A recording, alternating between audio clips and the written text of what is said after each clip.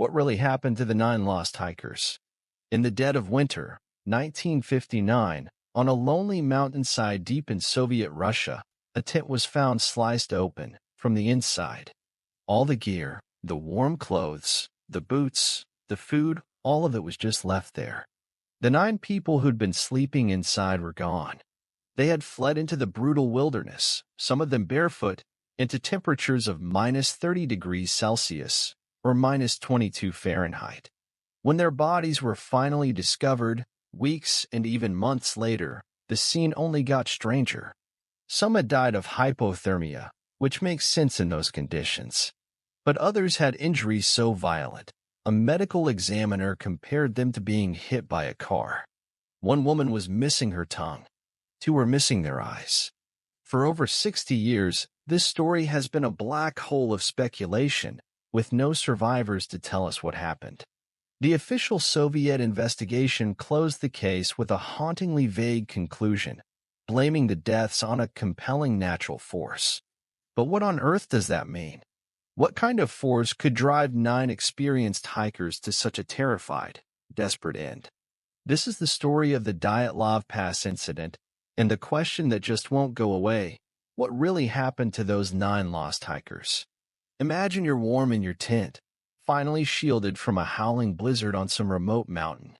Suddenly, a noise, a pressure, a terror so immediate and so absolute that you grab a knife, slash your way out through the canvas, and run for your life into a storm without even putting on your shoes.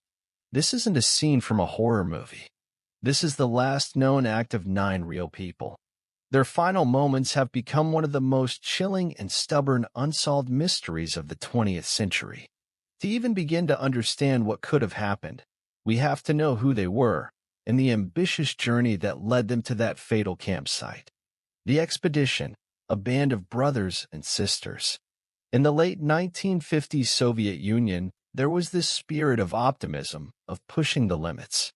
And that spirit was buzzing at the Ural Polytechnical Institute, where a group of students and recent grads, all of them serious hikers, decided to take on a massive challenge.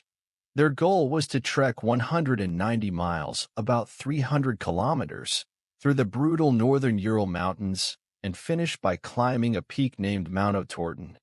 This was a Category 3 expedition, the highest difficulty rating at the time, something only for the most experienced and fit people. And this group was exactly that. Their leader was Igor Dyatlov, a 23-year-old radio engineering student. He was known for being a meticulous planner, quiet but confident, and having tons of experience in the wilderness. Dyatlov wasn't just some weekend warrior. He was a respected leader who built a team he could trust, and they were a tight-knit group of friends. There was 24-year-old Georgy Krivonischenko, a cheerful construction foreman who often brought his accordion on trips.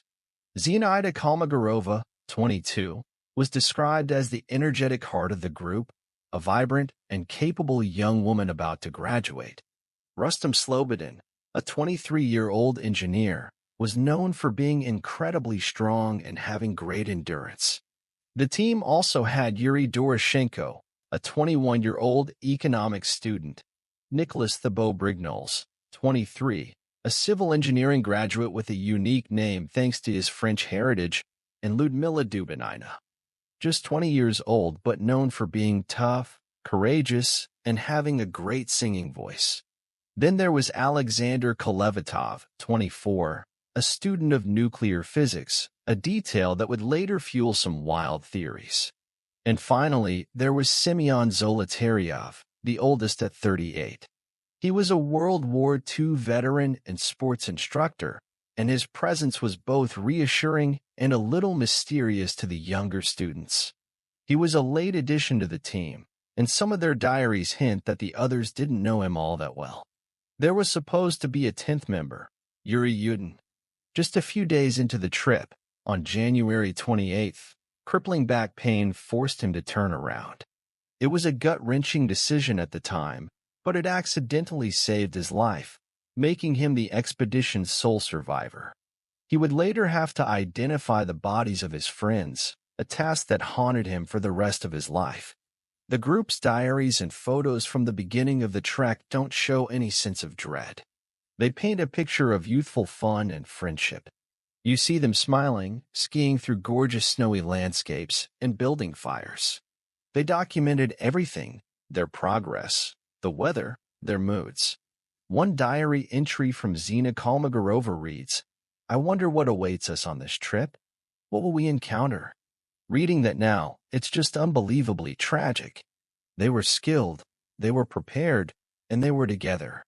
They had no reason to think they wouldn't make it. They had no idea they were skiing straight towards their doom, towards a place the local indigenous Mansi people called Kolit, a name that translates to Dead Mountain. The last known moments, the camp on the slope.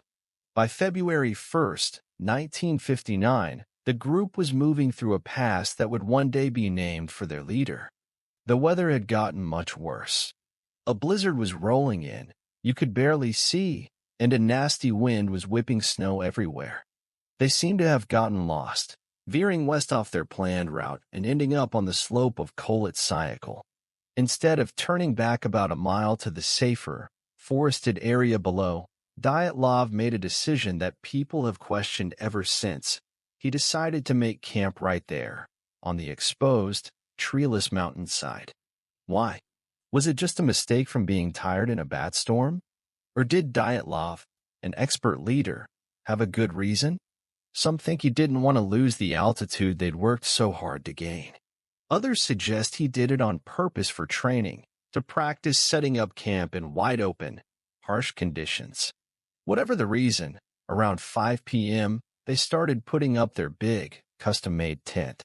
Photos recovered from one of their cameras show them digging into the snow to make a flat spot and shield the tent from the wind. These are the last pictures ever taken of them alive. Inside the tent, they settled in for the night. Based on what searchers found later, it was just a normal evening. They ate a meal, which investigators believe was bacon, bread, and cocoa. Diaries were updated. They got their sleeping bags ready, arranging them in the tight space. Everything seemed orderly and routine. It was the calm before some kind of inexplicable storm. The hikers' own writings show they were in good spirits but knew the weather was tough. An entry from that last day, probably written by Dyatlov, mentions the fierce wind and their plan to build a snow shelter to store extra gear. It ends on a practical note, not a panicked one. Forensic analysis later figured out that the group died about 6 to 8 hours after their last meal. This means the catastrophe happened late on the night of February 1st or in the early hours of February 2nd. Something happened in that time frame, something so terrifying it made them abandon all their training, all logic, and all hope of survival. They sliced their tent open from the inside and ran into the freezing darkness. The footprints they left behind in the snow told a strange story of a calm, not panicked, departure. The prints showed they walked in a line, side by side, down the slope toward the trees about a mile away. There were no signs of a fight, no other footprints but their own. They just walked away from their only shelter, into a deadly cold, and never came back. The discovery, a scene of silent chaos. The hikers were supposed to send a telegram to their sports club from the village of Vizhai by February 12th. When that day came and went with no message, people weren't immediately worried. Delays happen on trips like this. But as the days stretched into a week, concern turned into real fear. On February 20th, a volunteer search party of students and teachers from their university headed out. For 6 long days, they searched the huge, snow-covered landscape. On February 26th, a student named Mikhail Sherevin stumbled upon the scene that would define this mystery forever. He saw the group's tent collapsed, half buried in snow, and completely silent. As he got closer, things got weirder. The tent had been violently cut and torn open. An expert later confirmed the cuts were made from the inside. Even more baffling, almost all of their stuff was still there.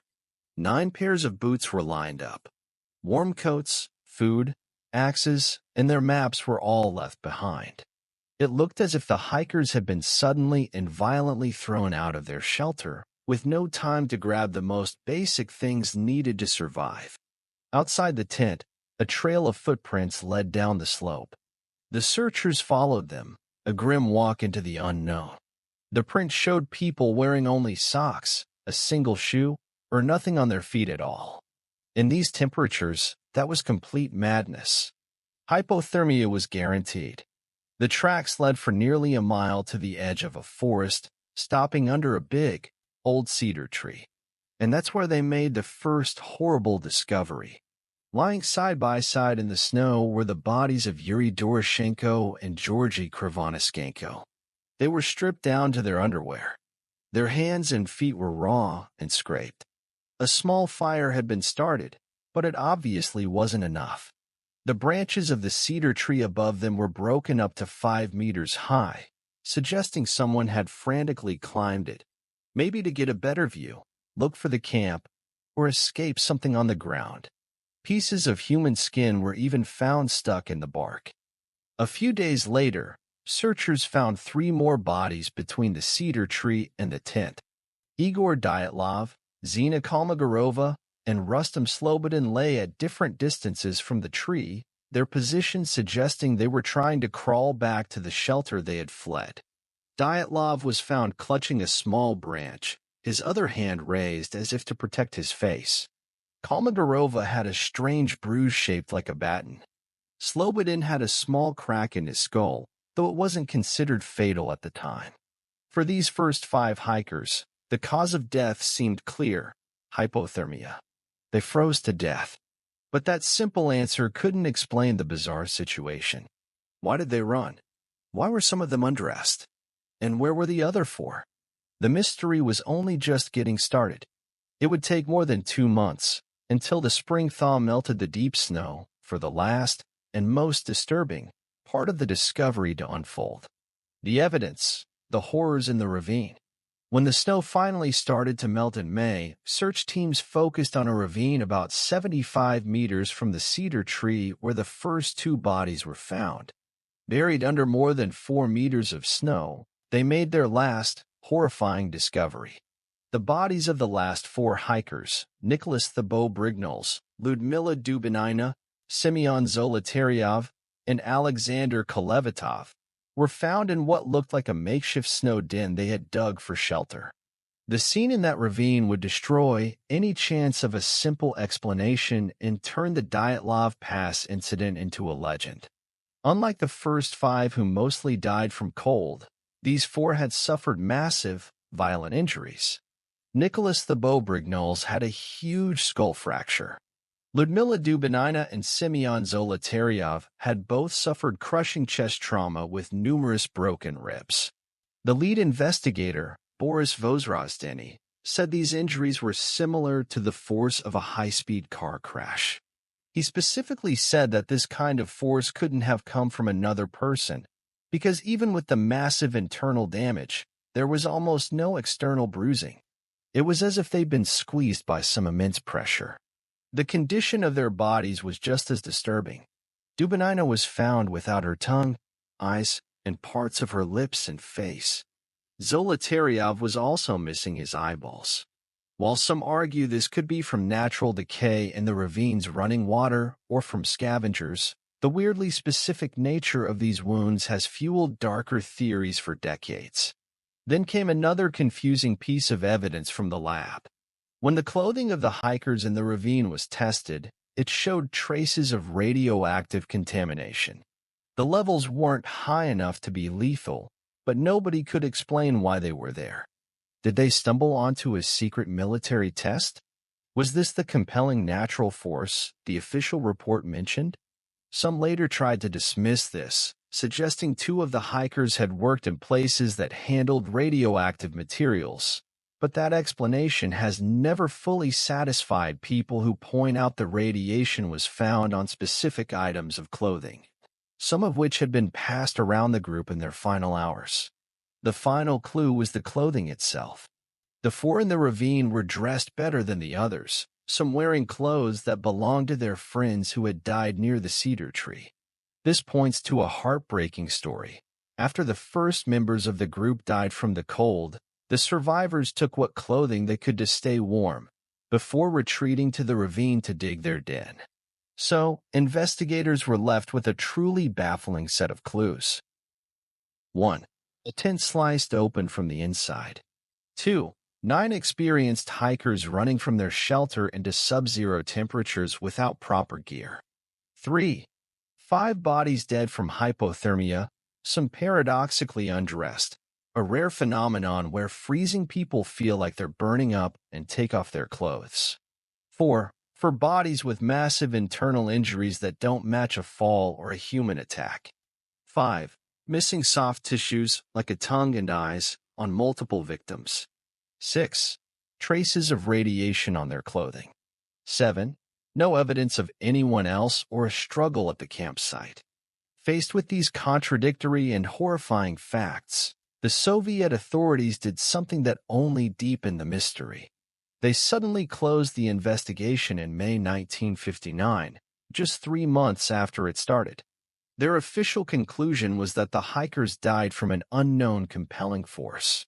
The files were classified, and the entire area around Dyatlov Pass was closed to the public for 3 years. This secrecy created a vacuum, and into that vacuum rushed a flood of theories, each trying to explain the unexplainable. The theories, searching for an answer. For more than 60 years, the question of what happened at Dyatlov Pass has been a playground for investigators, both pros and amateurs. The theories swing from the scientifically plausible to the completely wild. Let's walk through the big ones. Theory 1. The avalanche, the official modern explanation. For a long time, the avalanche theory was mostly dismissed. The original investigators in 1959 saw no clear signs of one. The slope wasn't seen as steep enough, and some of the group's footprints were still visible, which a big avalanche would have wiped out. But in recent years, this theory has made a major comeback. In 2019, the Russian government reopened the case and in 2020 announced that a specific type of avalanche, called a slab avalanche, was the most likely cause. A slab avalanche happens when a dense layer of snow sits on top of a weaker one. It doesn't need a super steep slope and can be triggered by something as simple as cutting into the snow to set up a tent. A major 2021 study by Swiss scientists gave this theory a huge boost. Using advanced computer models, including animation dynamics from the Disney movie Frozen, they simulated how a slab avalanche could have happened. Their model suggests that the mix of strong katabatic winds, cold, dense air flowing down the slope, snow piling up above the tent, and the cut the hikers made in the slope created the perfect recipe for a delayed slide. In this scenario, hours after the hikers fell asleep, a slab of heavy snow slid down and hit the tent. It wouldn't have been a huge, burying event, but a powerful, crushing blow. The simulation showed this impact could create the exact kind of severe chest and skull injuries seen on the victims, without causing major external wounds. The sudden pressure and the tent being partially buried would have been terrifying and claustrophobic. Fearing a bigger, second avalanche was coming, their panicked but logical move would have been to cut their way out and get to what seemed like a safe distance, the tree line. This explains the orderly retreat and leaving their gear. Once at the trees, the darkness, brutal cold, and the initial injuries would have sealed their fate. The model offers a scientific story that neatly explains the tent, the retreat, and the strange injuries. Still, critics point to questions that linger. Would a small slab avalanche really leave so few traces? And while it explains the internal injuries, it doesn't directly explain the missing tongue and eyes or the radiation. Proponents say scavengers and prior workplace exposure can explain those things, but others feel it's just too neat of an ending for such a bizarre story. Theory 2. Military weapons test. One of the longest-lasting conspiracy theories is that the hikers accidentally stumbled onto a secret Soviet military test. This idea took hold because of how secretive the original investigation was and because other hikers in the area claimed to have seen strange, orange spheres, or lights in the sky that night. What kind of weapon? People have guessed everything from parachute mines, which explode in the air with a powerful concussion blast, to experimental radiological weapons. A blast wave could cause severe internal injuries without leaving shrapnel or outside marks. It would also explain why they fled the tent in a panic. The radiation on the clothes fits perfectly with this story, suggesting fallout from a device. The Soviet government closing the case so quickly and classifying the files is seen as proof of a cover-up to hide a military disaster. The biggest problem with this theory is the lack of physical evidence. No crater, no shrapnel, no weapon fragments of any kind were ever found. The radiation levels were also pretty low, maybe not what you'd expect from a recent weapons test. And declassified records show no military exercises in that specific area on that night. While it's a gripping idea, the military theory is still just speculation, fueled more by Cold War paranoia than by hard proof. Theory 3. Infrasound. This is one of the more unusual, but still scientific, theories. It suggests that a rare natural event involving wind and the shape of the mountain created infrasound, sound waves so low, below 20 Hz, that you feel them instead of hearing them. Certain wind patterns hitting a landscape in just the right way can create what's called a Kármán vortex street, which generates powerful, low-frequency sound. High levels of infrasound are known to have really weird and disturbing effects on people. Documented symptoms include intense anxiety, irrational fear, shortness of breath, and a feeling that someone else is in the room. The theory goes that the hikers were suddenly hit by a wave of infrasound-induced panic. This unexplainable, mind-bending terror would have been enough to make them irrationally flee their tent, leaving everything. It offers a non-physical, compelling force that could explain their strange behavior.